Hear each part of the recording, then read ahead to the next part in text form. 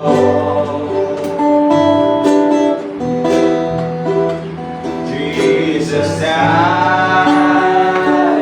I sing to at home when I see you waiting for me.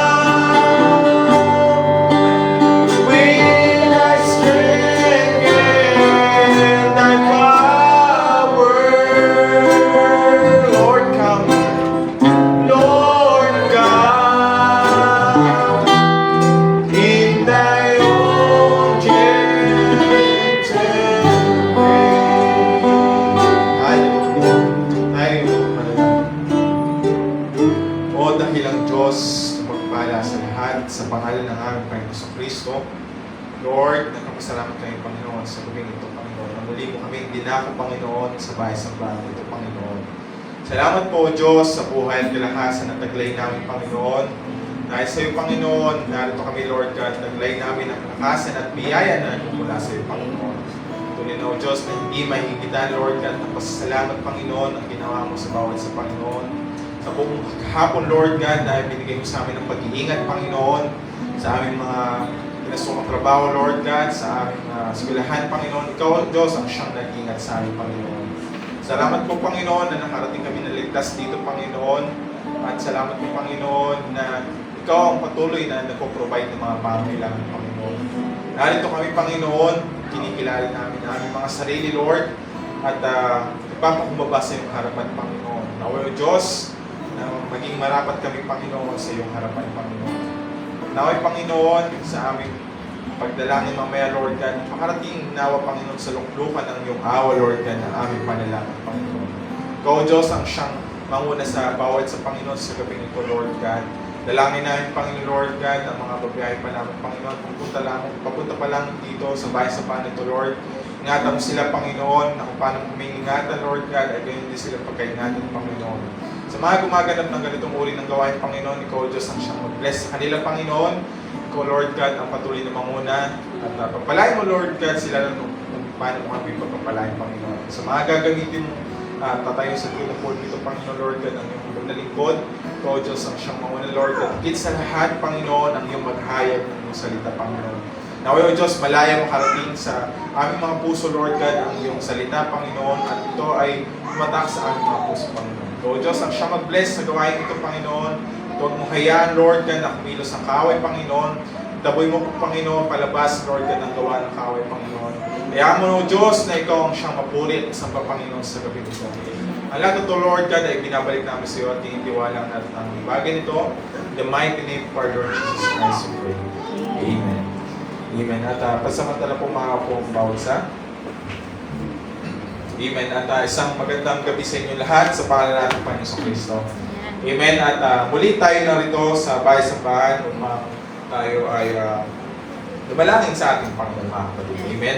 At it's good to be back in the house of the Lord. Amen. Sa buong maghapon na ginawa natin, mga kapatid, tunay na nakapagod. Pero alam natin na Diyos ang magbibigay sa atin ng kapahingahan. Amen. At narito tayo sa gabing ito dahil ang Diyos, alam natin na ang Diyos ang siyang tumutugon sa ating panalangin, mga kapatid. Wala tayong ibang maasahan, mga kapatid. Amen? Kundi sa ating Panginoon lamang. Amen? At bago tayo dumako sa pagbibigay ng testimony, pag-alay man ng awitin, nais ko munang mawi tayo na masayang awitin sa song number 130 ng ating mga songbook, Leave It There.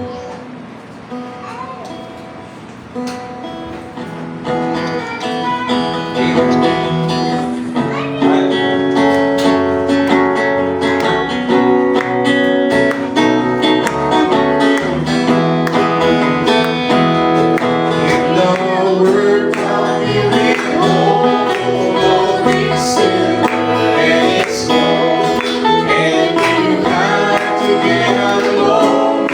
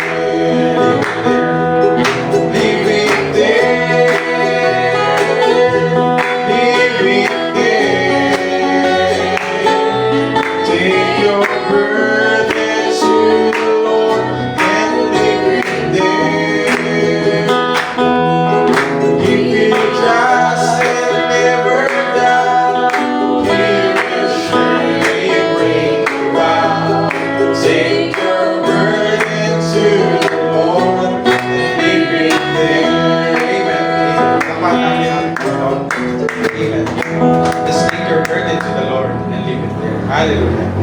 Amen. At salamat sa ating Panginoon sa awitin na yan. At tayo po ay darako na sa pagbibigay testimony or pag-aalay mo ng awitin. Nais ko munang tumawag ng nais mag-testimony sa ating Panginoon kung meron man. Brother Gina. Nais kong balik ang papuri at salamat sa pagkatunay na buti ating Panginoon. Today na, pagpasok ko sa school ng umaga ay wala akong maayos na almusal kaya sobrang gutom. Pero may bawal akong kape. So sabi ko, magkakape na lang muna ako sa kantin. Pagdating ko sa kantin, sabi ng kaibigan ko doon na kantinera siya, visita siya sa kantin. Okay na yan, libre na yung hot water. Tapos, nagulat ako kasi binigay na pa ako ng pansit.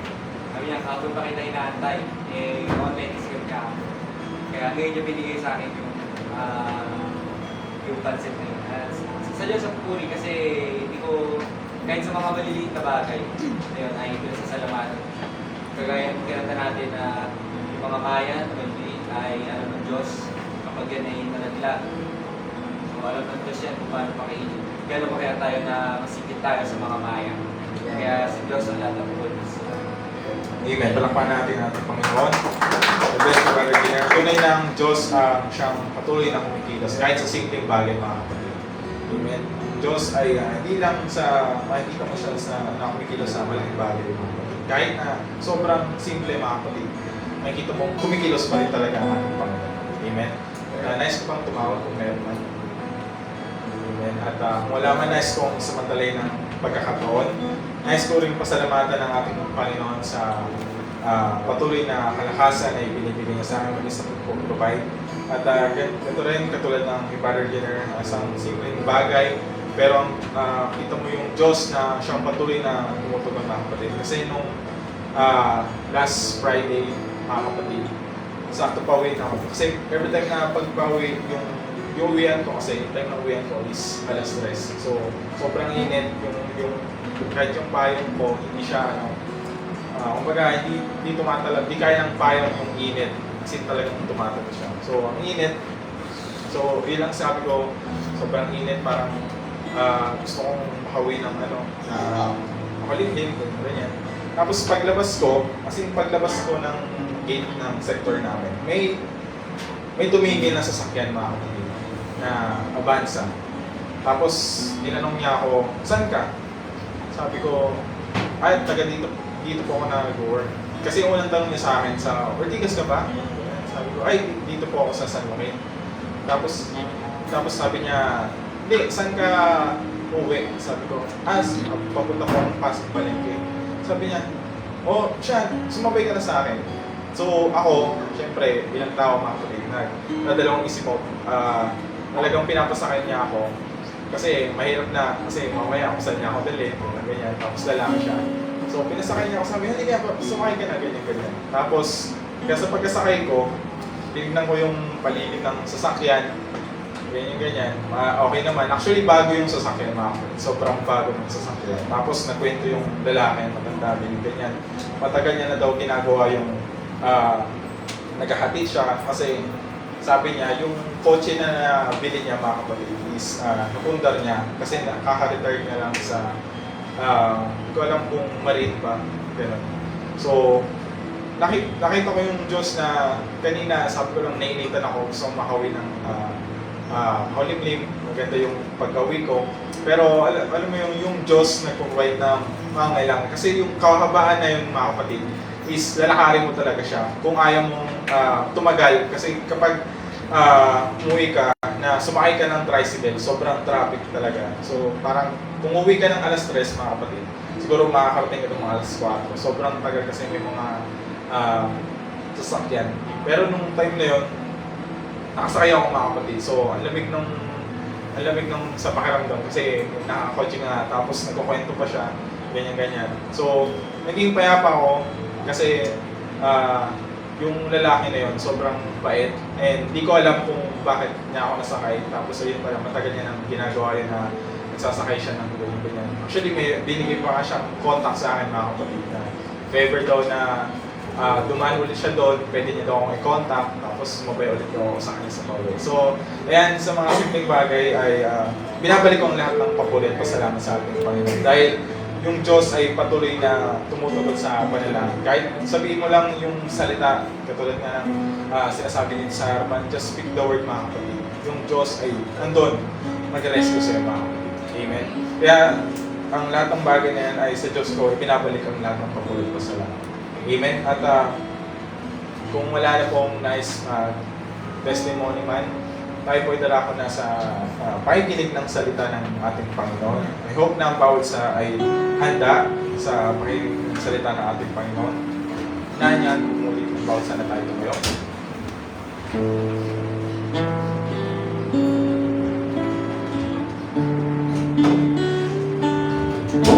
Waitin natin ang sa si Cover myself.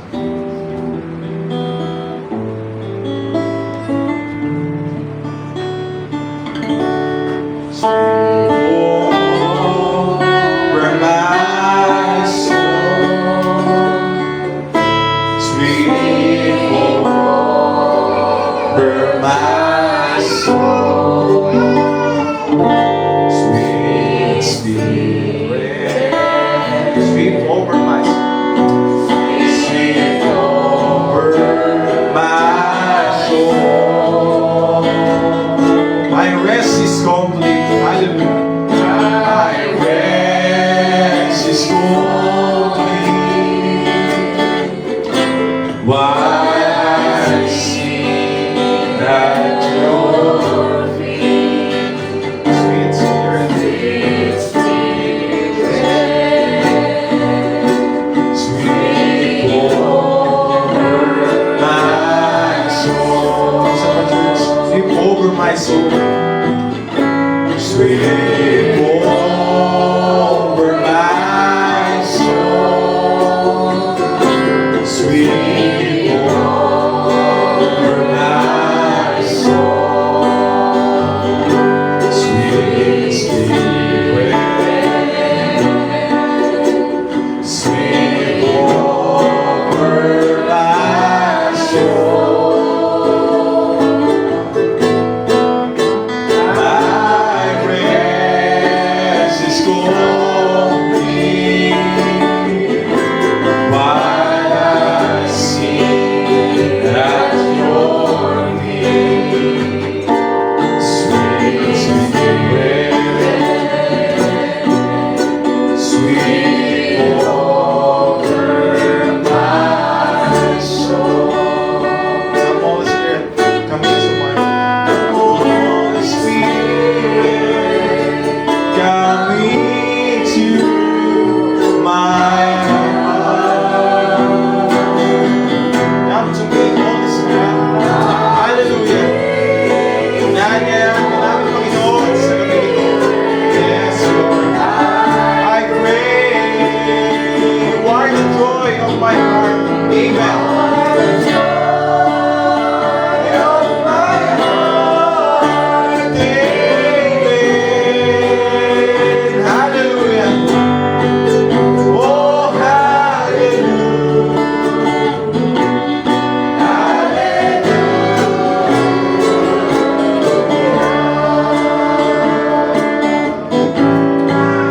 Oh, flow through me. Holy Spirit, Lord, to me. flow through me.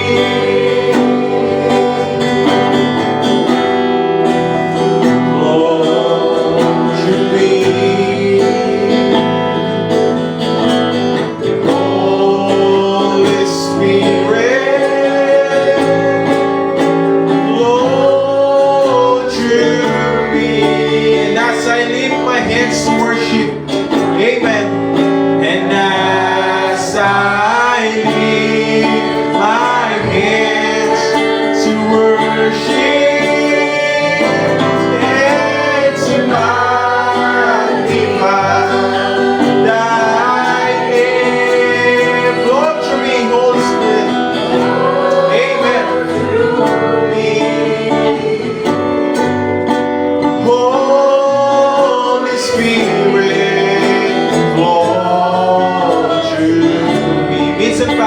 as I lift my hands to worship.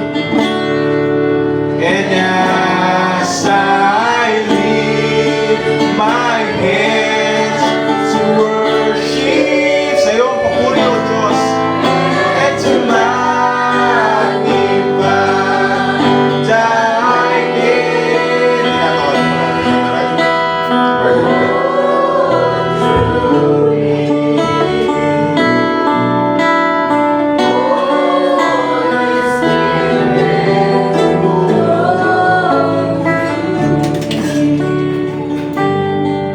Amen. Tayo manalangin sa ating Panginoon sa mundo. Lord God, kami muling nagpapakumbaba sa iyong pakapangyarihang pangalan. Muli namin binababa ang aming mga sarili, makalinisin ang aming mga puso, ang aming mga isipan, upang ang aming banal na salita na mahulog sa aming mga puso at magkaroon ng katuparan sa pamamagitan ng iyong banal na Espiritu Santo. Lord God, ang dalangin namin sa gabi ito, ang iyong banal na Espiritu Santo siyang manahan sa aming kalagitnaan at sa aming puso habang aming pinagbubulay-bulayan ang iyong banal na salita. At ikaw siya ang magpala nito at gindinugal sa amin bawat isa sa amin na magbubulay-bulay nito magkaroon muli ng pagpapala bilang katatagan ng aming mga pananampalataya at sa ikalalago ng aming mga espiritual ng buhay. Sa iyo kami nagbabalik ng kapurihan at pasasalamat sa tanging pangalan ng Jesus Kristo na aming Diyos at tagapagligtas. Amen. At bago tayo mga kapatid, tayo magbukas ng ating mga Bible sa Book of Isaiah 53. Sa Book of Isaiah chapter 59 verse 1 hanggang 4. Behold, the Lord's hand is not shortened, that it cannot save, neither is ear heavy, that it cannot hear. But your iniquities have separated between you and your God, and your sins have hid his face from you, that he will not hear, for your hands are defiled with blood, and your fingers with iniquity. Your lips have spoken lies, your tongue hath muttered perverseness. None call it for justice, nor any pleaded for truth. They trust in vanity and speak lies. They conceive mischief and bring forth iniquity. Yan ang salita ng Panginoon sa gabing ito. Namalayan ng kumakaw ng bawat isa.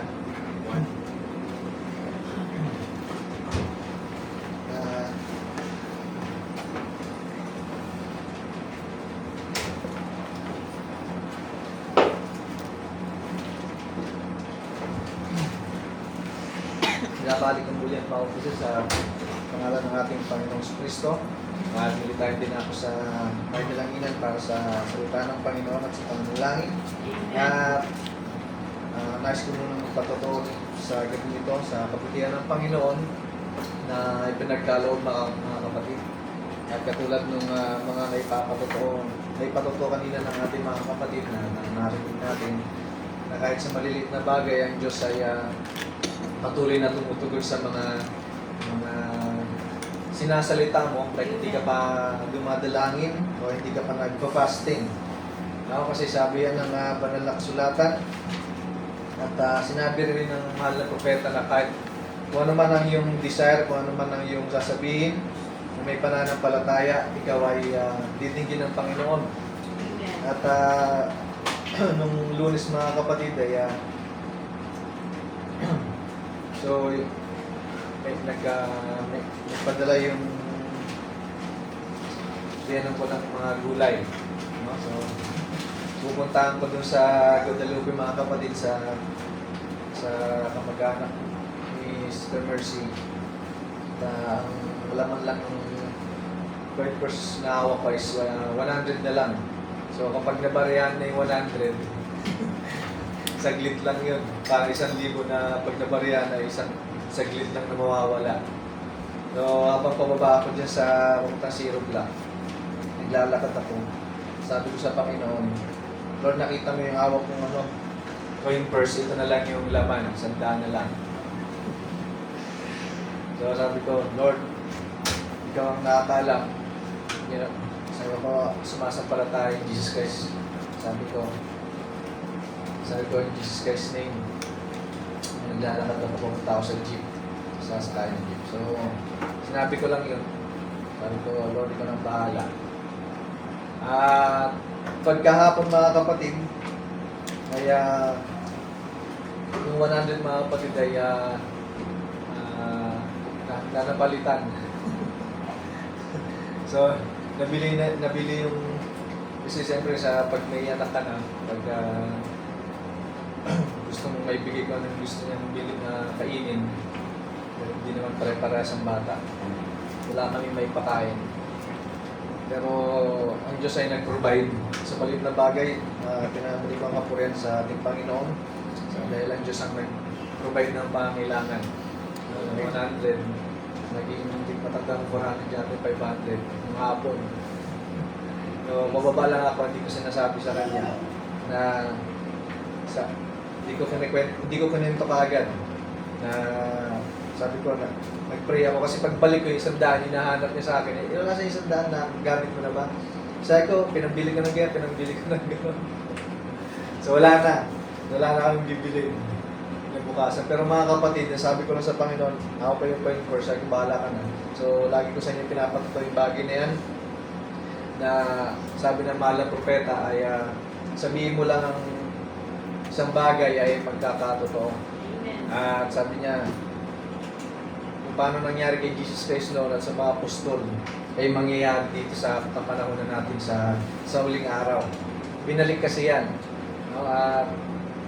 Pero sabi ko nga sa inyo, ang mga bagay na yun ay dumidepende sa pananampalataya ng bawat isa.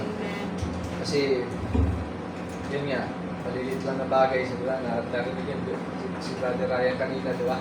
Gusto lang niyang pagbaikita. Nag-provide ng Panginoon na hindi siya mahinitan at naka-aircon pa, di ba? Yung mga panalangin na wag uulan. Kasi mga simpleng bagay mga kapatid, pero masigit yan mga kapatid bago pag naging ang isa sabi ni Barbara ng ang isang church ay maging super church.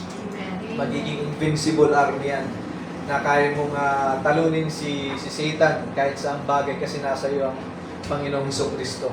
Pag sinabing invincible army, makapangyarihang hukbo na hindi ka magagapi ng kaway. Kasi sabi ni Prophet, tapos na yan sa krus ng Kalbaryo. Napangako na yun ng Panginoon. Mga promises niya, hindi yan napako. Kundi ang Diyos, tinapos niya na yan sa krus ng Kalbaryo. Ang kailangan lang, sabi ni Prophet, ay ang pangawakan o magkaroon ka ng pananampalataya sa sarili mo na yung mga bagay na gusto mong mangyari ay mangyayari. No? Pwedeng hindi ngayon, sabi niya, pwedeng next month or mga ilang months, pwedeng years ang lumipas na magbibigay ang Diyos ng katuparan. Pero ang Diyos ay tumutugon sa mga panalangin. Amen. Sa oras lang ng tao yan na delay, pero sa oras ng Panginoon, hindi yan delay. Yeah? Kaya mapapansin nyo si Moses, mga kapatid, nandun na yung katugunan, pero next 10 pa. Imbis na nandun na ipapalayain na yung bayan ng Israel, nagpunta pa sa ilan, naging 40 years. Hindi lang 40 years nag-stay pa na another 40 years. So, tagal bago yung andun na yung katuparan, pero wala kasi nga sabi nga ng Book of Hebrews, dahil sa kawalan ng pananampalataya na bayan ng Israel, kaya nangyari yung mga bagay niya. So sa gabi ito, tayo magpapatuloy sa ating gawain. At kung may prayer request kayo mga kapatid ay walayan yung may padala sa unahan para sama-sama natin may panalangin. At sa gabi ito,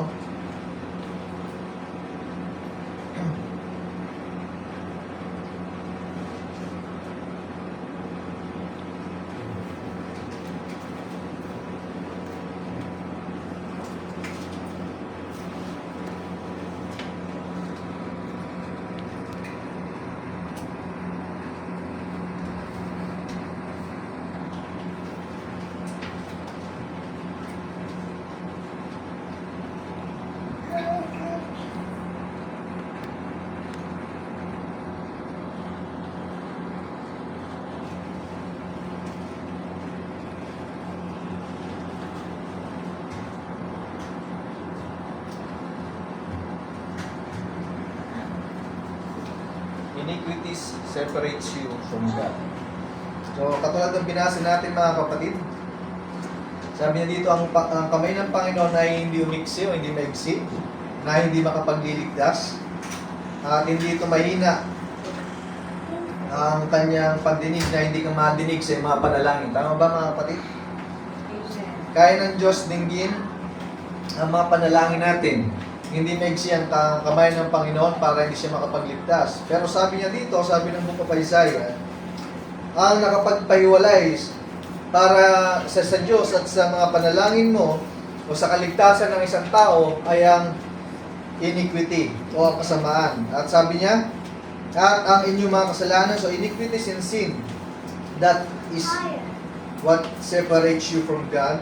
At sabi niya, ang problema, sineparate ka na sa Panginoon, pati yung mukha niya ay itinago niya sa iyo. Yan ang problema. Kapag itinago na ng Diyos ang mukha niya sa iyo.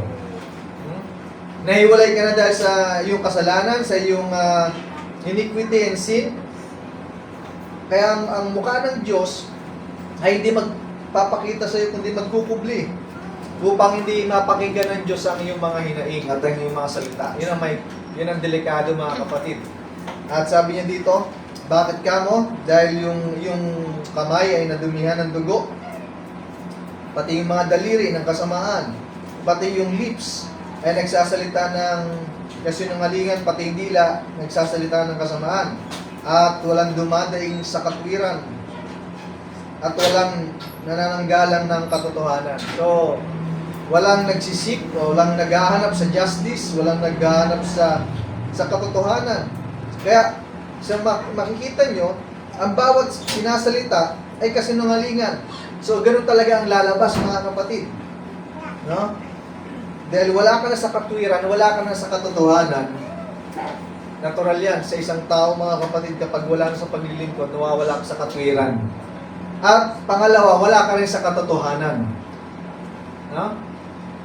At ang mangyayari mga kapatid, sabi ng Bible, magsasalita ka ngayon ng kasinungalingan na. Kasi wala ka na sa katwiran. Kapag wala ka na rin sa katotohanan, ang kabaligtaran ng katotohanan ay hindi totoo. Di ba? Totoo at hindi totoo. Ganun siya. Kaya ang mangyayari, sabi ng Bible, sila'y nangaglilihi ng kalikuan. So, kapag hindi ka na, wala ka na sa Panginoon, wala ka ng katwiran, wala ka na sa katotohanan, lahat ng sasabihin mo walang kabuluhan. Dahil sabi ng Bible, sabi rin ng mahal na propeta, paglabas sa salita ng Panginoon, kasi ang kasalita ng Panginoon ay may kabuluhan. Pero kapag labas na doon, wala nang kabuluhan ng iyong sasabihin. Kasi wala ka sa Panginoon, wala ka sa katotohanan, wala ka pa sa katwiran. At sabi niya dito, ito ang kasunod. Kapag nandun ka na, magsasalita ka ng kasinungalingan, at ito'y maglilihi ng kalikuan. Kapag naglihi na, siyempre manganak kasi naglilihi. At kapag nanganak, ang ipapanganak mo ay iniquity, kundi sabi niya iniquity or kasamaan. So nakita niyo. Kaya sabi ng Bible, your iniquities have separated between you and your God, and your sins have hid His face from you. Kaya ang Diyos hindi didinig sa iyong mga panalangin. At sabi niya, pati yung dila mo magsasalita ng kasamaan. So maliwanag ang sinabi ng Bible ng iniquities o kasamaan, kasalanan sa ating Panginoon ang maghihiwalay sa iyo sa Diyos. Pero hindi maigsi ang kamay ng Panginoon para hindi ka iligtas. Pero dahil sa iniquity, sa kasamaan, sa ginagawa mong kamalian, doon umiigsi ang kamay ng Panginoon sa sarili mong buhay. Hindi siya makakilos. Sabi ko nga sa inyo, ang sabi ng mahal ng propeta, ang Diyos ay makapangyarihan sa lahat ng bagay. Dahil sabi niya, lahat ng bagay sa langit, sa ibabaw ng lupa, sa ilalim ng lupa, ay ginawa niya. Lahat ay sa Kanya, sabi ng Book of Psalms. Paano mo siya mapapakain pag siya'y gutom? Paano mo siya mapapainom kapag siya'y nauuhaw? Paano? Lahat niya sa Kanya, ang burol, ang bundok, ang mga hayop ay sa Kanya. So ganun, makapangyarihan ng Panginoon, pero ang Diyos ay mawawalan ng kapangyarihan, sabi ng mahal na propeta, depende sa ginagawa mo. Kapag ayaw mo sa Diyos, wala na siyang kapangyarihan sa iyo. Doon mo siya winalaan ng kapangyarihan, kahit makapangyarihan siya. Ikaw na nagputol eh. No? Sabi niya dito, and speak lies, they conceive mischief, and bring forth iniquity. So, ganyan sinabi ng Bible. At, basahin ko sa inyo,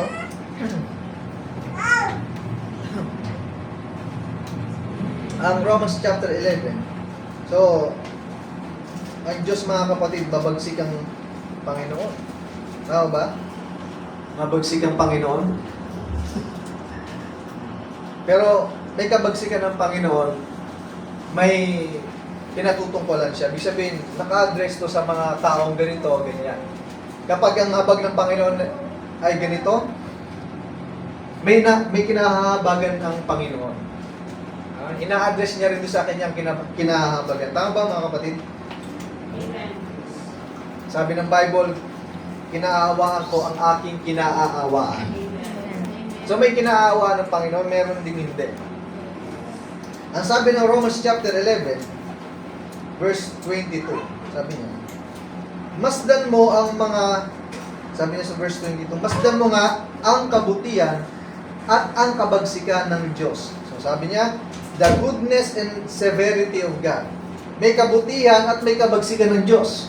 Kaya sabi ng mga reliyon at sekta, sabi nila, pagdating sa Book of Revelation, ayaw nilang i-open dahil ang Diyos ay mabagsik. At ang Diyos ay matapang. Tama ba? Kaya ayaw nila buksan yun. Pero ang totoo mga kapatid, ang Diyos ay may kabutihan, mayroong kabagsikan ng Diyos.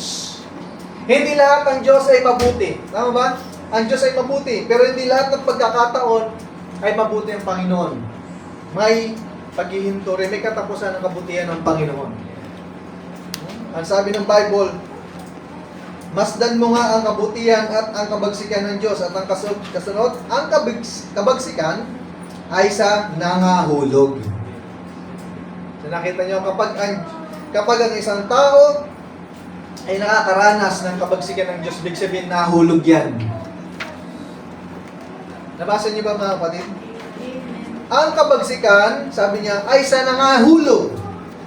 Pero kung hindi ka pa nahuhulog at hindi ka nagpapatihulog, hindi mabagsik ang Panginoon sa iyo, kundi mabuti ang Diyos sa iyo. Malinaw ang sinabi ng Scripture na kapag ang Diyos ay mabagsik, doon yun sa nangahulog.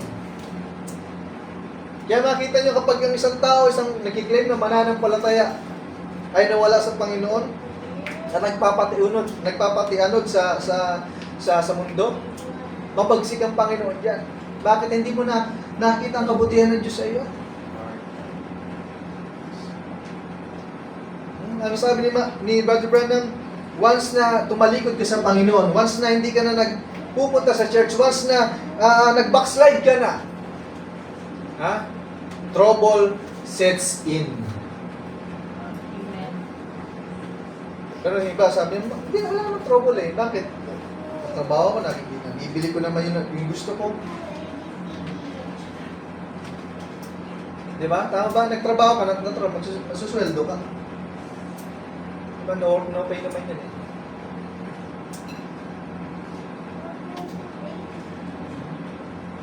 No work, no pay naman yan.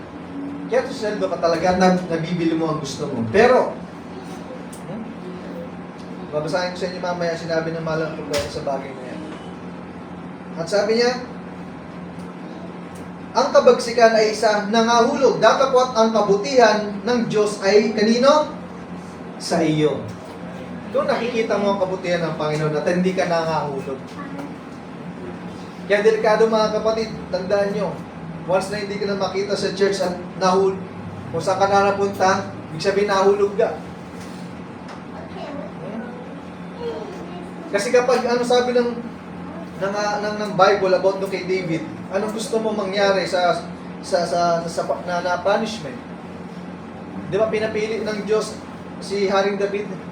Anong hiningi ni Haring David? Anong punishment? Binigyan siya ng 2 o 3 ba yun na punishment? Pero ang sabi ni Haring David, siya gusto nang mahulog sa kamay ng Panginoon. Kung gano'n ang pagkahulog mo.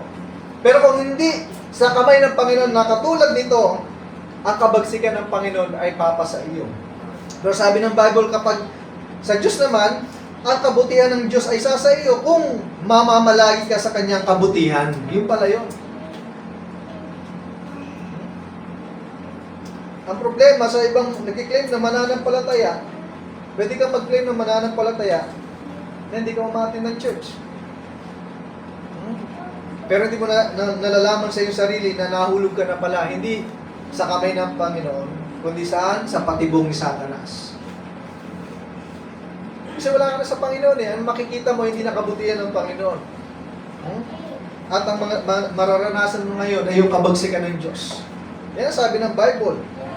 At sabi niya, nakita niyo mga kapatid, kapag nahulog ka sa kabagsikan ng Panginoon, ito ang kalalabasan ng isang tao. Sa ibang paraan ay ikaw man ay puputulin. Delikado yun. Tandaan niyo ang isang mananampalataya. Pwede ka magpunta sa church, sabi ni Prophet,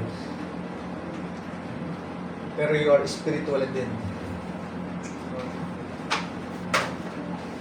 Ngayon, kung ayaw nyo mangyari yung mga kapatid, manatili kayo sa kabutihan ng Panginoon. Kasi ang Diyos ay, alam niya ang lahat ng bagay. Walang maitatago sa harapan ng Panginoon. Pati yung mga ugat natin papunta sa puso, sabi ng Book of Jeremiah, alam niya. Kaya walang makapagtatago sa Panginoon. Yan ang sabi ng Bible, yan sinabi ng mensahe ng propeta. At ang sabi ng mahal na propeta, babasahin ko sa inyo, sabi niya, kapag nasa kabutihan ka ng Panginoon, ganito yan. Sabi niya sa message niya, a hidden life. Now, when that old dead rod, yung rod, yung tungkod na ni Aaron, was brought in there and laid in the presence of God Himself. So yung rod, yung tungkod, nilagay sa presensya ng Panginoon. Ang tungkod, walang buhay. Tama ba? Pero once na nilagay doon sa presensya ng Panginoon, doon sa pinakabanal na dako, ano nangyari sa tungkod ni Aaron? Namunga. Namulaklak siya, nagkaroon ng dahon, at namunga. At sabi niya, what happened? It budded, it blossomed, and it yielded fruit, showing that we born in that rod was cut off of an almond tree. And when it was cut off, it died. Nung na-cut off siya, mga kapatid, namatay siya. Kasi kinuha sa almond tree, yung tungkod na yon. Kasi hindi na siya nakakonekta eh. Tama ba? Tungkod eh. Once na ang isang sanga nakakonekta sa punong kahoy, buhay yun. Tama ba? Pero once na kinat yun, saan siya kukuha ng kanyang vitamins niya? Saan siya kukuha ng nutrients niya? Wala na, di ba? Tama ba? Tama ba mga kapatid? Wala na. Cut off na eh. Gusto mo bang mangyari yung bagay na yun? Matutuyot ka eh, spiritual. Pwede kang, yun nga, sabi ko nga sa inyo, pwede kang magkaroon ng gusto mong bilhin. Yan, nakakabili ka dahil may trabaho ka. Pero yung kaluluwa mo mapayag. Hindi nakakakain yung kaluluwa mo eh. Kung paano ang katawan natin, sabi ni Prophet, ay kumakain, sabi ng science, 3 beses isang araw, kung ilang beses man yan, ang kaluluwa mo dapat ay kumain din. Mamamatay yan. Yung laging nasa church, nangihina pa, lalo na yung wala sa church. Paano kalalakas niyan? Sabi ni Prophet, and when it was cut off, it died. And when man, pakinggan niyo mga kapatid, and when man was cut off from God, he died spiritually. Once na naputol ka sa Panginoon, sa paglilikod mo sa Panginoon, sa presensya ng Panginoon, you are died spiritually. Yes, buhay ka, kumakain ka, nagtatrabaho ka, nag-aaral ka, kung ano man ang ginagawa mo sa pang-araw-araw mo na buhay, buhay ka. Kumakain ka eh, umiinom ka. Pero ang spiritual mo, patay ka sa Panginoon. Ano sabi na binasa natin? Yun ang magse-separate sa iyo sa Panginoon. Ang alin, iniquity sin. Patay ka ngayon sa Panginoon. Ang sabi ni prophet, pero sabi niya, but once brought into the place of God, before the presence of God, he comes to life. Kapag naputol ka sa Panginoon, patay ka. Pero kapag naibalik ka ngayon at nailagay ka doon sa presensya muli ng Panginoon, sabi niya, he comes to life. Kakaroon ka muli ng buhay. At sabi niya, hindi lang buhay, kasi pwedeng buhay ka na hindi ka pinakikinabangan ng Panginoon. At sabi ni prophet, and he yields life. Ibig sabihin, nagpo-produce siya, nagpo-provide siya, nagbubunga siya. And he yield blossoms and he yield fruits. Nagbo-blossom, namumukadkad, nagbubunga, at ang bunga niya ay Galatians 5:22. Tama ba? Amen. Sabi ni prophet, Jesus comes to the tree to look for fruit on it. Tama ba? Sa punong tayo na nakita ni Jesus nung nagugutom siya, nang hinanap niya, hindi naman dahon. Amen. Mahalaga ang dahon. Ano ang dahon? Sabi ni prophet, leaves means fellowship. Mahalaga ang fellowship sa isang mananampalataya kasi hindi pwedeng mawala yung fellowship. Hindi ka pwedeng tumatawag sa Panginoon at nag-claim na anak ng Diyos na wala kang fellowship sa Panginoon at pangalawa sa iyong mga kapatid.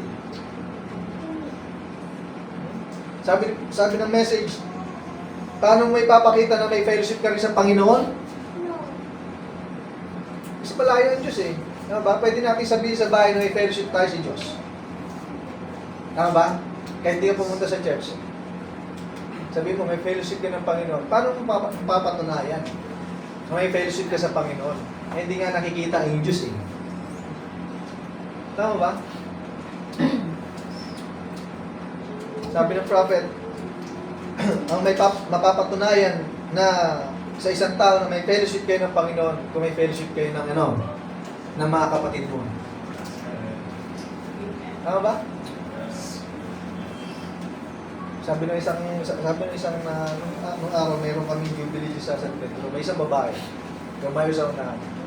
Sabi niya meron daw, ang pastor daw niya ay si Jesus. Hindi naman pwede sabihin sinungaling ka. Hindi. Yung sabi ng Bible eh. Ang pastor talaga ng mga pastor ay si Jesus. Tama ba? Ang pastor daw niya si Jesus. Nung matuklasan, wala palang pastor yon. Si Jesus daw pala. Wala palang pastor sa lupa. Yung pala, may rebellious spirit. Maraming ganyan eh. Hindi sa naglipangan sa message. Ang pastor ko si Jesus. Pero pag Sunday, nasa lupa. Tama ba? Dapat nandun pa sa langit. Bakit nandun si Jesus eh? Wala pa sa lupa eh. Hindi. Tuntungan niya ng pato.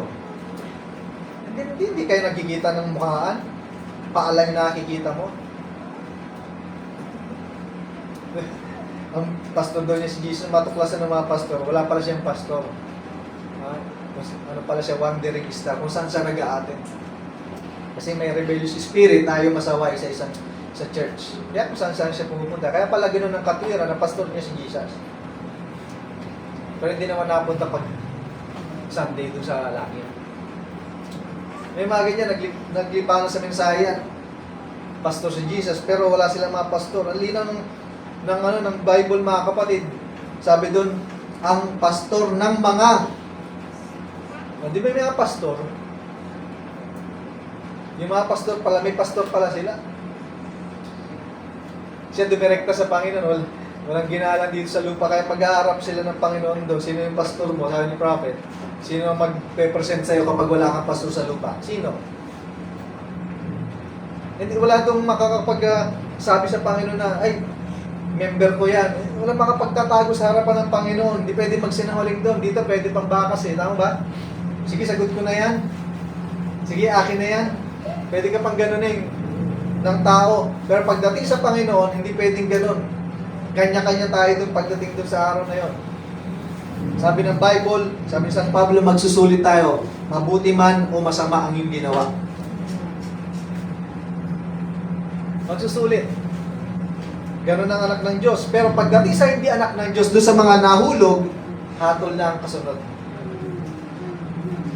Wala, sabi ni Prophet, walang court of appeals ang Panginoon. Wala. Dito lang sa lupa, yun na pwede kang mag-apela sa kaso mo. Pero pagdating sa Panginoon, hindi mo pwedeng i-apela sa Diyos yan. Bakit? Tapos na yan eh. Dito na dapat yan inasikaso sa lupa. Kapag hindi mo inasikaso sa lupa, ang paglilingkod mo, pagdating doon, hindi mo na pwedeng, Lord, pwedeng second chance, one more chance. Kinakantay, one more chance. Walang gano'n sa Panginoon sa one more chance. Dito ang chance sa lahat binigay ng Diyos sa ibabaw ng lupa. Pagdating doon, hindi mo pwedeng sabihin sa Panginoon, kay Gabriel, kay Michael, Michael, pwede bang lakarin mo yung one more chance? No? Walang court of appeals ang Panginoon. Dito dapat lahat asikasuhin sa lupa. Kaya pag hindi mo naasikaso sa lupa, hindi pwedeng habulin sa Panginoon doon. Dito tayo naghahabol saan? Sa luklukan ng awa. Bakit ka mo? Pagkatapos ng luklukan ng awa, mga kapatid, hindi na luklukan ng awa yun. Luklukan na ng paghatol ang time na yun. Same trono. Magkaiba ng kapanahunan.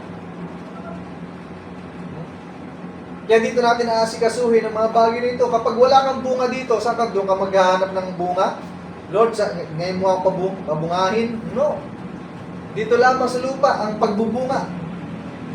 Kasi kapag nakita ka ng Diyos ng bunga, dadaling ka ng Panginoon. And dito na ako sa langit dapat, dito na ako sa langit magkaroon ng bunga. No, ang bunga mga kapatid, dito pa lamang sa lupa, dapat meron ka na yan. Nasabi ng prophet, Jesus comes to the tree to look for fruit on it. It had everything. It had everything. Meron pala siya lahat. But fruit, sabi niya. And that's what's the matter with our churches today. We got everything. Meron na pala lahat tayo, pero sabi niya, yung fruit, wala. We can shout, we can speak with tongues, we can argue the scriptures, we can teach our theology, but when it comes to the fruit, bearing, sabi niya, but when it comes to the fruit bearing, sabi ni prophet, the tree is very lean. Ano ibig sabihin? Ang puno pala ay napakapayat. Ano sabi ng Psalms chapter 1? Kapag ang puno nakatayo, nakahimpil, nakatanim sa gilid ng batis, malusog. Pero kapag wala ka doon sa tubig, sino ba ang tubig? Si Jesus Christ. Amen. Natural. Mataba ka, dahil mataba ang katawan mo, pero ang kaluluwa mo, payat. Bakit? Nawala ka doon sa tubig. Ng batis, walang iba ang ating Panginoon Jesucristo. Di ba? Ang sabi niya, what is the fruits of the Spirit? Di ba? Galatians 5:22 hanggang 23. And it shows many is still outside on the first altar. Kasi pagdating dito sa tabernakulo ni Moses, may first hanggang third altar. Kumbaga, nandun ka pa lang sa labas. Wala ka pa sa holy place. Wala ka pa sa Holy of Holies. Sabi niya, pag nandun ka pala sa first altar, pag nasa first altar ka pa lang, sabi ni Prophet, you're still open to the public. Open ka pa. Nagpupunta ka sa church, yes, pupunta ka sa church. Pero open ka pa sa public.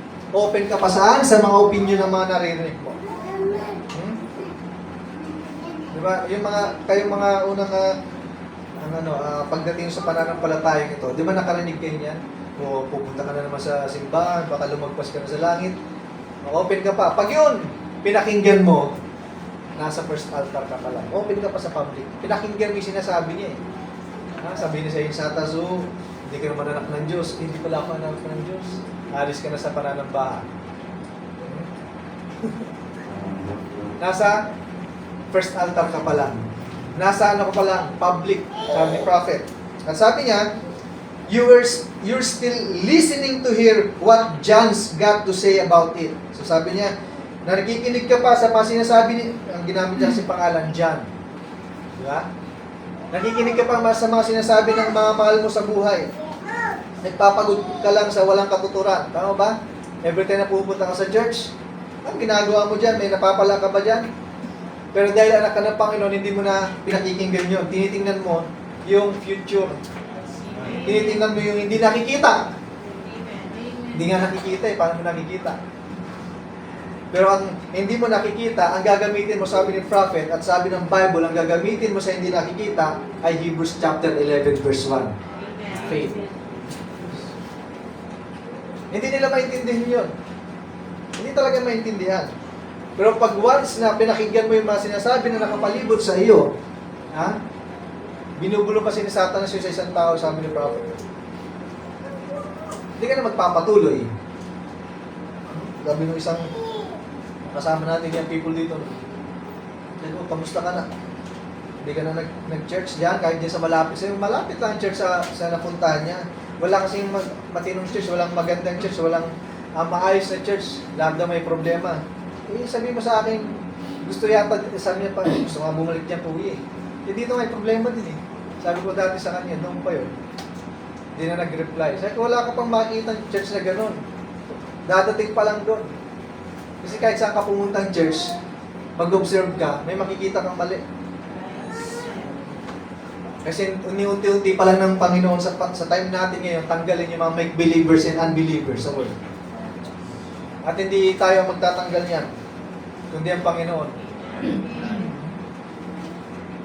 Sabi niya, you're still listening to what John's got to say about it, what the neighbor will think, or something for yourself. Yun ang matindi. Hindi mo nga pinakinggan yung kapitbahay mo kung sino man. Ang matindi, pag yung sa sarili mo na, nag-uusap na kayo ng sarili mo. Pwede kayo mag-uusap ng sarili mo, tama ba? Yung mayaman nga, magpahingalay ka aking kaluluwa. Nag-uusap sila. Ang Diyos, nag-uusap din. Kinausap niya kanyang sarili. Ang alin? Ang wisdom. Proverbs chapter 8 yata yun. Ay, wisdom.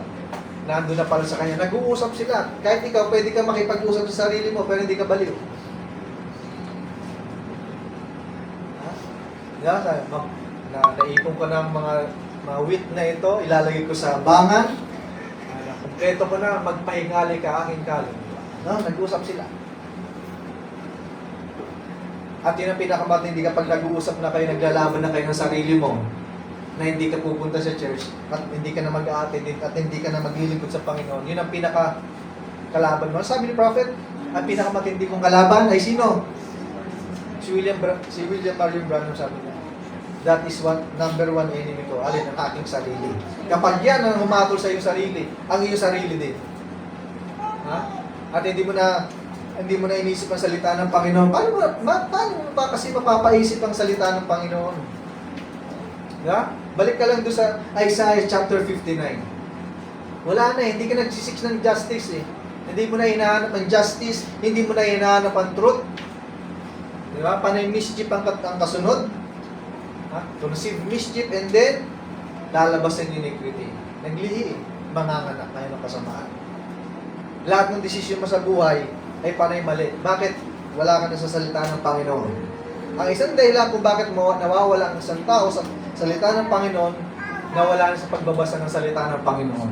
Wala ka na sa pagbabasa, wala ka na sa pakikinig, doon matatapos ang iyong buhay. Yes, buhay ka. Hindi pa kinukuha ng Panginoon ang buhay mo. Pero malayong-malayo ka na sa Panginoon. Spiritual na usapan. Kaya mag-ingat tayo sa church. Sa mga bagay na yun. Kasi kapag nahulog ka, ang kabagsikan ng Panginoon ay nasa iyo. Wala ka na sa kabutihan. Sabi niya dito, or something for yourself, but once behind the veil, and the curtains is dropped.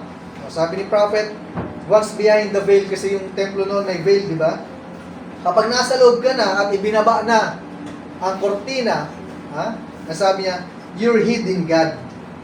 You're hid in God through Christ. Nakatago ka na ngayon sa Diyos sa pamamagitan ni Kristo. Nakatago ka na ngayon at hindi mo na nakikita yung sa labas. Bakit?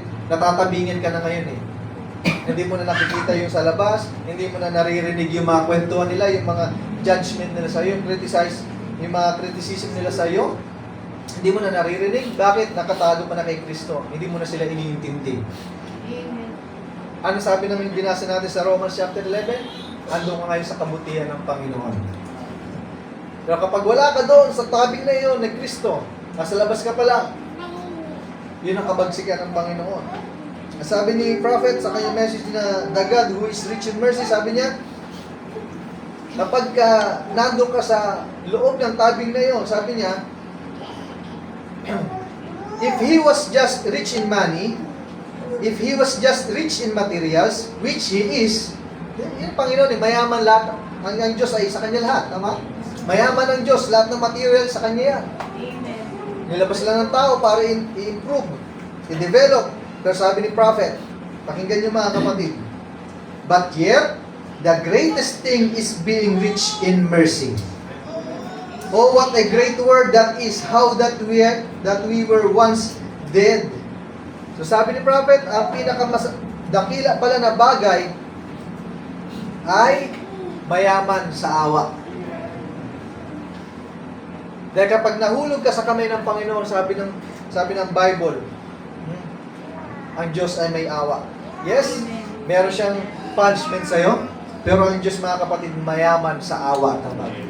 Kaya yan yung isa sa mga tawag dito, attributes ng Panginoong Jesucristo, ang mayaman sa awa. Kaya ang anak niya ay mayaman din sa awa. Sabi ng Psalms, kapag yan, ang mercy and righteousness ay nasa iyo, sabi niya, ang mercy and righteousness, pag nasa iyo, sabi niya. Sabi ng Bible, ng Psalms, magkikis yan. Sabi ng Bible, mercy and righteousness kissed together. Pag yan nag-kiss, nagsama, no? Pag sa isang anak ng Panginoon nagsama yan, makikita mo sa countenance ng isang tao, sa attitude ng isang tao, no? Lalabas yung mercy and righteousness. Bakit? Nagsama sila eh. They kissed each other. No? At sabi niya dito, yun ang greatest thing is being rich in mercy. Bakit? Ang Diyos kasi mayaman sa awa. Kapag ang Diyos ay nasa iyo, mayaman ang Diyos sa awa at ang awa ay nasa iyo, ikaw rin ay magkakaroon ng awa at habag. Pero tandaan natin mga kapatid, rich in mercy ang Panginoon, pero may katapusin din ang kanyang awa. May katapusan. Mayaman ang Diyos sa awa, mayaman ang Diyos sa habag, pero may katapusan lahat ng bagay. Now, sabi ng prophet dito sa why are people so tossed about? Just like a Christian who has hid himself away with God in the stillness of the night or somewhere and come forth the next day with a freshness. So, nakita niyo mga kapatid, kapag nakatago ka pala kay Kristo, sa likod ni Kristo at si Kristo ang nakikita sa buhay mo, sabi niya ganon, kahit saan lugar, sabi niya, kinaumagahan, hindi ka bad trip. Ha? Hindi yung, sabi niya, on the other side of the bed ba yun? Sabi nila. Hindi bad mood. Sabi niya ganito. Sabi ni Berben and come forth the next day with a freshness. Hindi fresh yung mukha mo. Ha? Sabihin, kasi, tandaan natin, sinabi ng Panginoon niya, kung ano yung nasa loob, yun din ang ilalabas mo. Kung galit yung nasa loob mo, may pait, may something dyan na negative. Siyempre, paglabas niya, kinaumagahan, yun talagang ilalabas mo. Pero sabi niya, and come, ang problema kasi minsan, sa isang mananampalataya, kaya ganun. Minsan na, mga kapatid, sabi ni Prophet, wala kasing pakikipag-usap muna sa Panginoon sa pamamagitan ng prayer. Kaya pag-gising, bad mood agad. No? Kaya sabi niya dito, and come forth the next day with the freshness and odorous life. Sabihin, mabango na buhay. A pleasant place to be. A pleasant place to be. Magandang lugar, sabi niya. At sabi niya, kapag kaganyan ang isang mananampalataya, kaya nga sabi niya, why are people so tossed about? Kasi nga walang freshness. Kaya pagdating ng umaga, ganun na. Pagdating sa trabaho, ganun. Tuloy-tuloy yun, di ba? Naumpisahan mo na eh. Tama ba? Ano yan eh, hindi lang spiritual yun. Kahit sa science, sa mga research studies nila. Ganyan ang kanilang study sa isang tao. Kapag naumpisahan daw ng ganyan, na gano'n, sunod-sunod daw yan. Pag naumpisahan mo daw ng mali, sunod-sunod na daw yun. Kaya minsan sa trabaho, hindi mo sinabi, dinala mo na naman yung problema mo sa bahay. Kaya pagdating sa, nabulilyaso ka sa bahay, pagdating sa trabaho, bulilyaso pa rin. Dinala mo eh. Kaya sabi ng propeta, hindi mo kasi inuna yung Panginoon. Di ba? Yan sabi ng Bible yan, sinabi ng propeta, put God first in everything. Hindi mo inuna. Sabi niya dito, sabi niya, kapag may freshness sa isang tao, mayroong odorous life, mabango. At sabi niya, pleasant place to be somebody you like to talk to. Ganyan pala ang isang mananampalataya. Isang Christian, kapag ka nakatago kay Kristo, mga kapatid, at si Kristo nakikita, gusto mo siyang kausap lagi. Bakit ang lumalabas kasi ay patungkol sa spiritual na bagay. Pero kung ang tao na yan, hindi na nga umiimig, napapanisan na ng laway, ang mga sinasabi pa, ay hindi sa ikalalakas na yung kaluluwa, hindi sa ikalalakas na yung pananampalataya, paano masusumpungan ang iyong sarili na kausapin ng isang tao na ganyan? Siyempre, iiwas ka na, baka mamaya masingalan ka pa eh. Kita mo na ang bad trip eh. Lapit ka pa.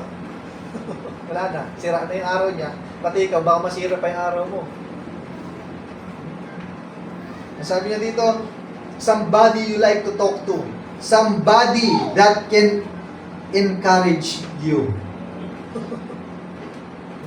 Sabi ni Prophet sa ibang message niya, kasi ang isang tao, kanya-kanya kasi, alam niyo ba sabi niya, we are a creator. Amateur creator. You can create an atmosphere within yourself. Tama? Atmosphere, sabihin ng sa ibang salita, aura. Sabi ni Prophet, minsan may mga tao na gusto mo lagi silang kausap kasama kasi papalagay yung loob mo sa kanila. Meron naman ibang tao na ayaw mo silang, kahit mabuti silang tao sa iba, pero parang ayaw mo siya kausapin, parang hindi palagay yung loob. Bakit? You can create an atmosphere. You can create, sabi niya. Siyempre, pag nakita mo yung tao na parang wala sa hindi mo makakausapin. Hindi katulad dito, sabi niya, ang isang Kristiyano na nakatago kay Kristo, sabi niya, somebody you like to talk to, somebody that can encourage you. Hindi yung kapag kausap mo siya, panay discouragement na naririnig mo. Baka hindi Kristiyano ang kausap mo. Kasi nung si Kristo ang kausap, mga kapatid ng mga apostol, kalakasan ng kanilang kaluluwa. Pero kapag ang kausap ni Kristo ay mga Pariseo, di ba?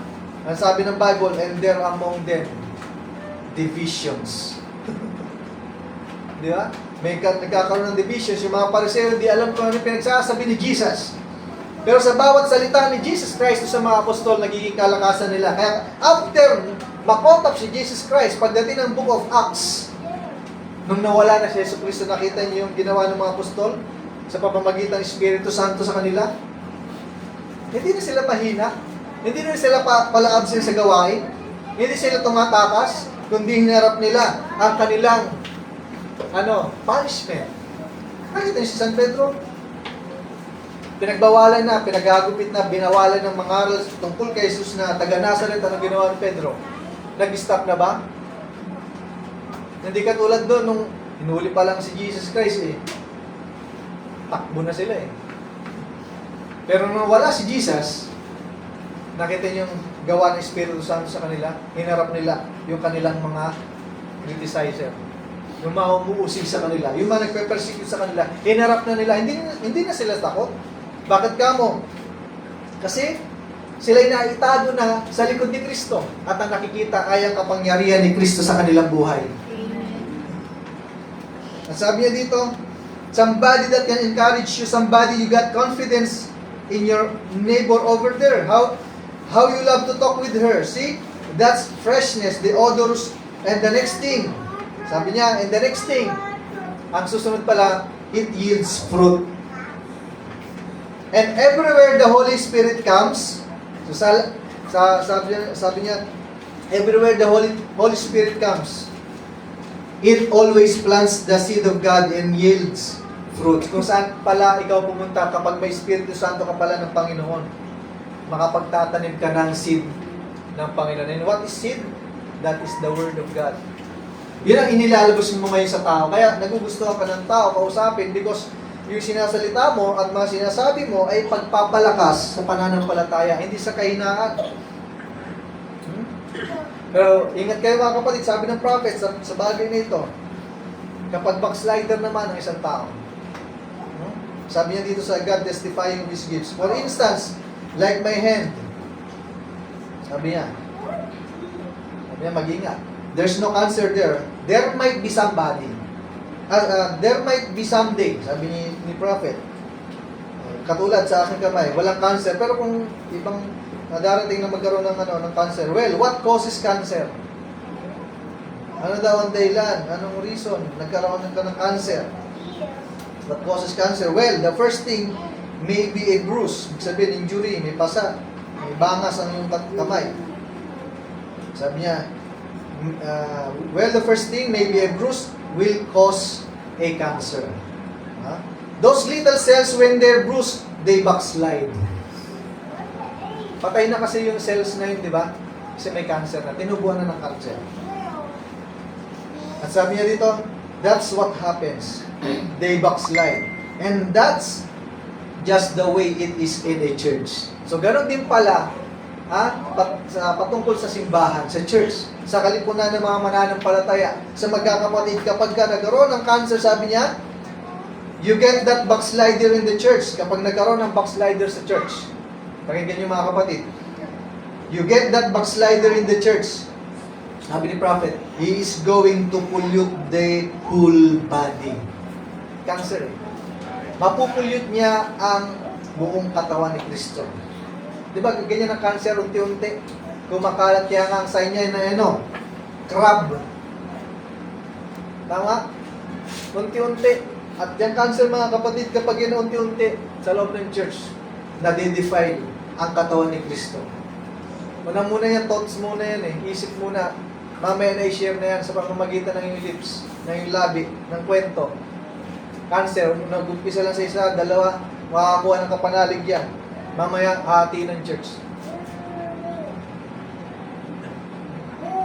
Di ba sana kung mag-isa lang nawala, dalawa lang silang magkasama. Pero kapag na-defile ang church, minsan nahati ang church, ganyan ang nangyayari sa mga churches. Cancer. At kapag hindi naagapan, nagiging patay ang church. At totally nawawala ang church. Ang gawain, nawawala. Kaya sabi ni prophet, you get that backslider in the church, it's going to pollute the whole body if you don't watch. Now, but that cell backslides and it's bruised up. So sabi ni prophet, beware of that if you don't watch. Bakit? Ipupulyot niya. Dudumihan niya ang buong katawan ni Kristo. Kaya mag-ingat tayo mga kapatid sa mga ganung bagay. Kasi kapag napulyot ang katawan ni Kristo at hindi naagapan, mamamatay ang church. Kaya mapapansin niyo, tumatagal pa ang pagdating ni Kristo. Kasi iniintay niya talaga ma-perfect ang church. Kasi hindi ko kunin ang church o hindi ko kunin ang bride ng isang mananampalataya kapag gano'n ang kondisyon ng isang mananampalataya. Kailangan maging malinis, malayo sa dumi. Una-una pa lang, wala ka ng pananampalataya sa ganung bagay. Kaya nagkaganon. Kaya sabi ng Bible, sa uling babasahin ko sa inyo mga kapatid, sa Book of James, chapter 1, verse 13. Huwag sabihin ng sino man pagkasa'y tinutukso, ako'y tinutukso ng Diyos. Dapat tinutukso ka, huwag mong sabihin tinutukso ako ng Diyos kasi hindi nanunukso ang Panginoon. Ha? Di ba? Baliktad yun kapag, huwag natin sabihin na tinutukso ako ng Panginoon ngayon. Wala kayong mabasa ganyan. Ang gumawa niyan ay sino? Ang devil. Kay Jesus Christ, di ba? Nung nagpa-fasting, gawin mo nga itong tinapay. natural, kapag tayo, mahina talaga, ha? Kakain na ako. Tigilan ko na to. Paglilingkod. Pero ang Diyos, mga kapatid, hindi yan nanunukso. Sabi niya, huwag sabihin ng sino man pagka siya'y tinutukso, ako'y tinutukso ng Diyos, sapagkat ang Diyos ay hindi matutukso sa masamang bagay. At hindi rin naman siya nanunukso sa kanino man. So, hindi pala nanunukso ang Diyos. Kaya hindi mo pwede sabihin na ako'y tinukso ng Panginoon dahil ang isang nanunukso lamang ay si Satanas. Kaya kung wala ka na sa Panginoon, wala ka sa presensya ng Panginoon, hindi kasalanan ng Panginoon yung kung bakit wala ka. Kasi hindi ka tinukso ng Panginoon. Sige nga. Kasi ito nga itong anak ko na ito. Ginanon niya ba si Job? Di ba? Ano sabi ni Satan sa kanya? Lord, nakita mo ang isang tao dyan sa lupa. Di ba? Gawin mo sa kanya, Lord. Hindi ko magagawa eh. Ako na lang. Siyempre, hindi magagawa ng Panginoon kay Job yun eh. Kasi si Job ay righteous. Kaya sino dapat gagawa? Satan. Kaya sabi ni Prophet, minsan, ang kapamilya mo mismo, kamag-anak mo mismo, ang mahal mo sa buhay mismo, ang pipigil sa iyo para mangawakan sa pangako ni Yesu Cristo. Katulad ng kanyang asawa. Kaya sabi niya dito, at hindi rin naman siya nanunukso sa kanino man. Kaya sabi niya dito, kundi ang bawat tao ay natutukso pag ano daw, pagka nahihila ng sariling masamang pita at nahihikayat.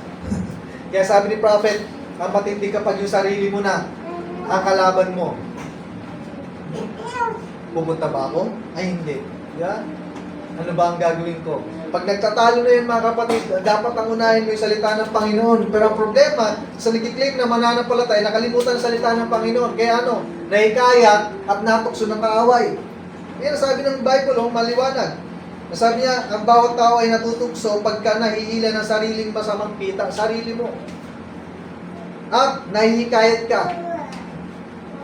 Nahihikayat ka rin yung katwiran eh, sarili mo na yan eh. At sabi niya dito, kung magkagayoy ang kahalayan, kung may paglihi ay nanganganak ng kasalanan. So, naglilihi pala yan.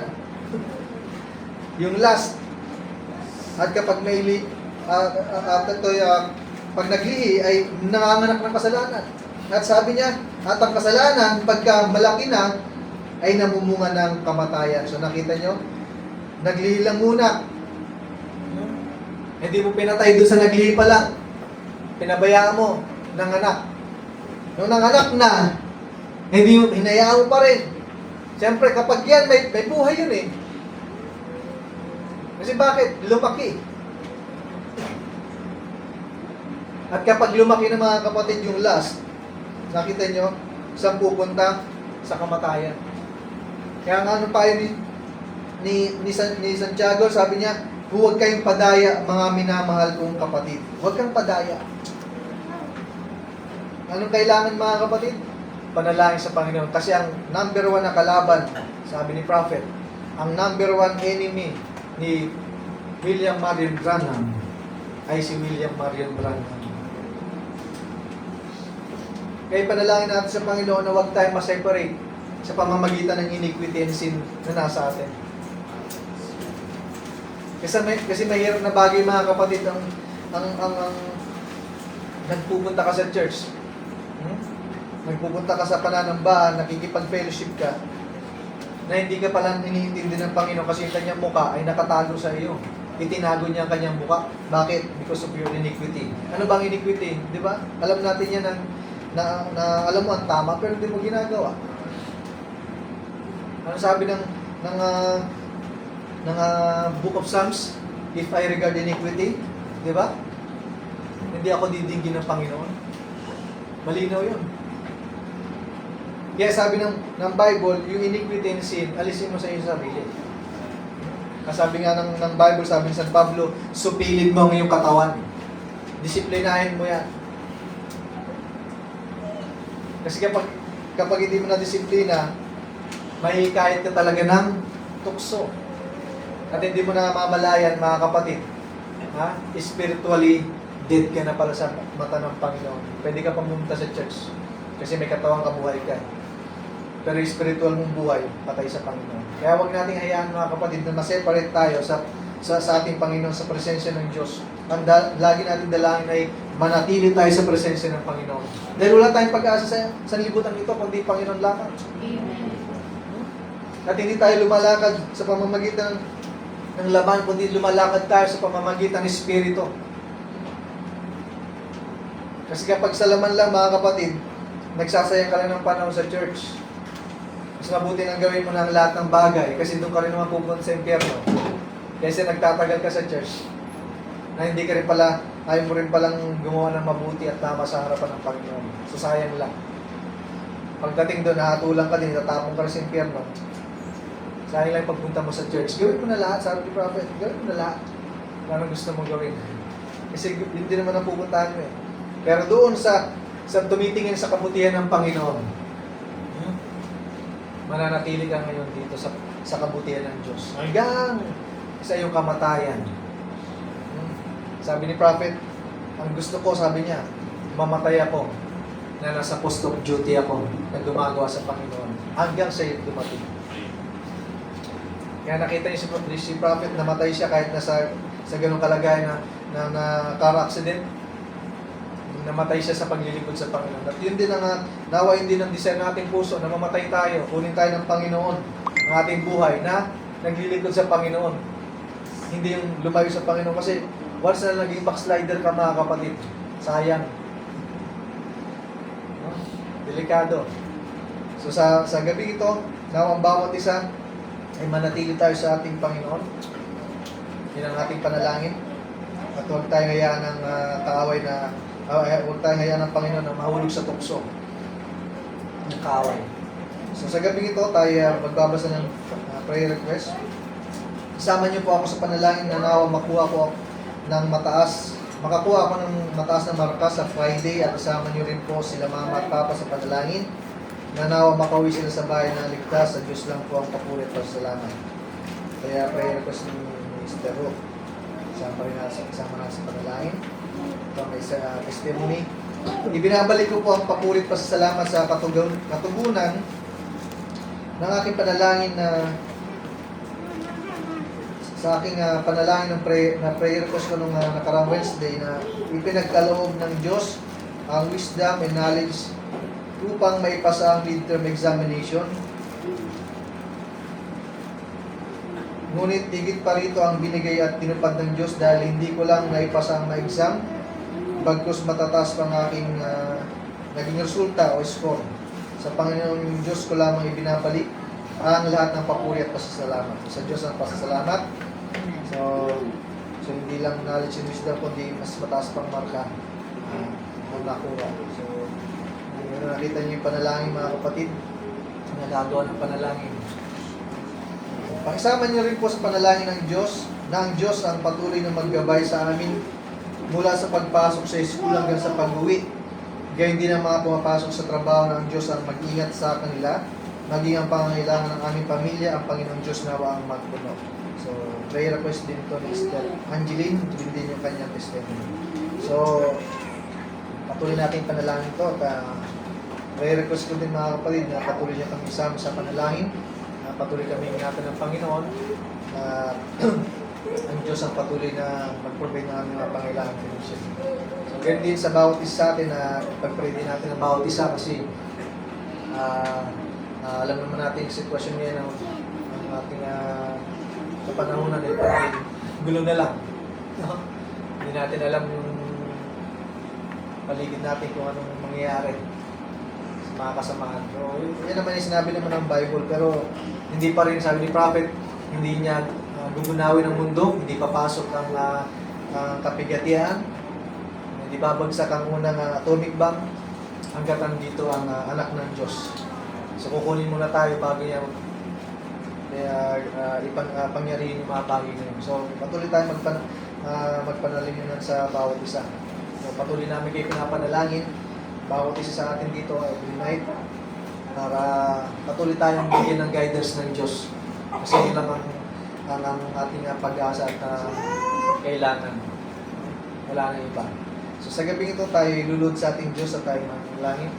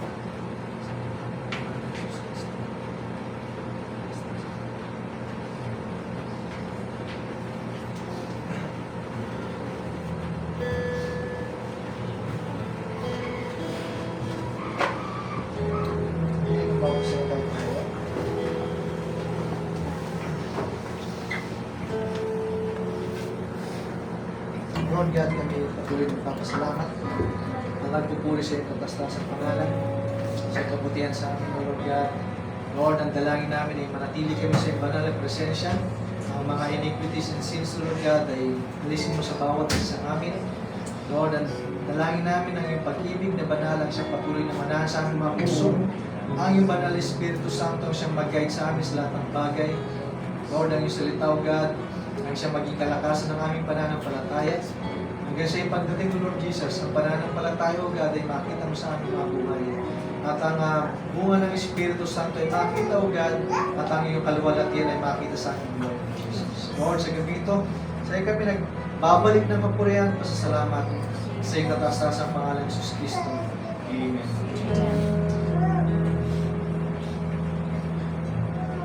Uwitin natin ang Lord, I lift your name.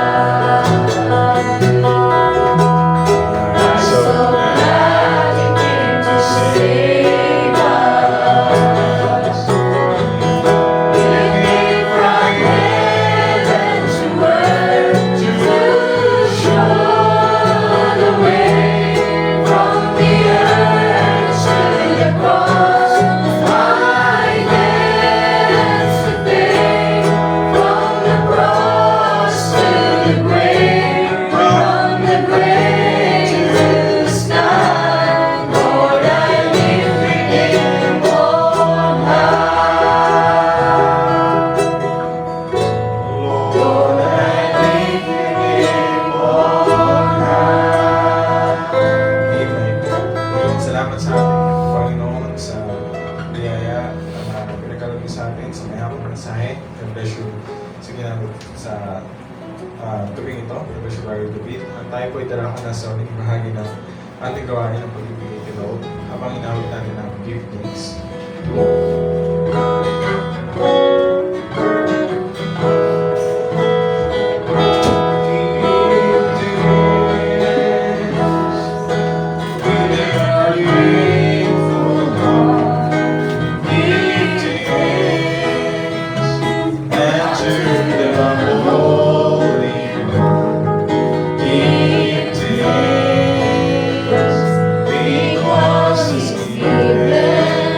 Jesus.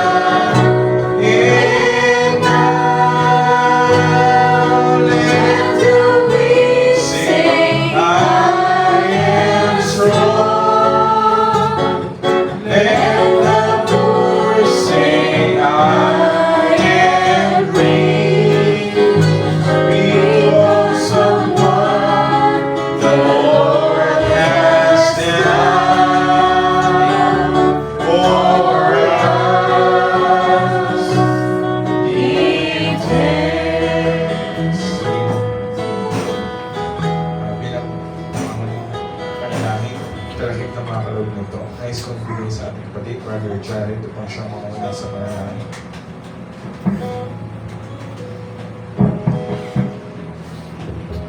Okay, Panginoon Diyos sa pagkakas ng lahat. Nagpapasalamat, Panginoon, sa iyo sa mga itong bayan ng gawain, itong kaloob mo. Panginoon Diyos, nagpapasalamat kami, Panginoon, din ako at sinabi mo sa iyo. Nasusulat, Panginoon, na bago pa namin ikuha ang aming big, Panginoon, alam mo na ang nais na aming puso. So, Panginoon, kami po ay nagpapasalamat, Panginoon, na nananampalataya na habang nananalangin kami, Panginoon, na dyan at kumikilos ng buhay mo. Lord God, maraming salamat muli, Panginoon, sa ginamit mo, Panginoon, sa likod ng pulpito, pagmula po sa iyong tagapamuna hanggang sa ginamit mo ang daluyan ng iyong salita. Lord God, may balik din po sa kanila, Panginoon, ang pagpapala na nagagaling sa iyo, Panginoon. Ganun din po, Panginoon, ang aming dalig po, Panginoon, ang ating salamin na ito, Panginoon. Diyos, ikaw po ang mahuna. Ikaw po mag-ingat sa salamin ito upang magamit sa ikilala mo ng Iglesia. Panginoon, sa pag-iwalay po namin, Panginoon, kung hindi pa po kayo darating, Panginoon, loobin niyo po muli na matagpuan niyo po muli kami sa loob ng bahay sa bahay. Lord God, isama at dalangin sa pangalan ng Panginoon Kristo, aming Diyos na nagpagligtas. Amen. God bless you, Brother Jared. God bless you, brothers and sisters. Tapos na po ang ating gawain. Tayo po ay magkamayan habang inawit natin ang Oh, I Love You with All My Heart.